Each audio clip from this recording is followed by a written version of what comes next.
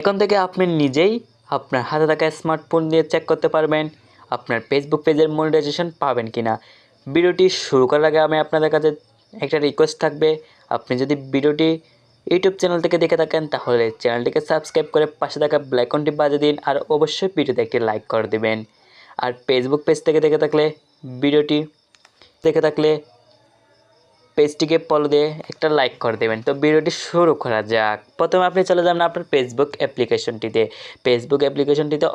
যাওয়ার পরে আপনাদের সামনে এরকম একটা ইন্টারফেস শো করবে। দেন আপনি এখানে আপনার পেজের আইকনটিতে একবার ট্যাপ দিবেন। পেজের আইকনটিতে ট্যাপ দেওয়ার পরে আপনাদের সামনে এরকম একটা ইন্টারফেস শো করবে। দেন আপনি প্রফেশনাল ড্যাশবোর্ড এখানে একবার ট্যাপ দিবেন। এখানে ট্যাপ দেওয়ার পরে আপনি এখানে দেখতে পাচ্ছেন, একটু নিচের দিকে স্ক্রল ডাউন করে নিচে যাবেন, এখানে দেখতে পাচ্ছেন মনিটাইজেশন, এখানে একবার ট্যাপ দিবেন।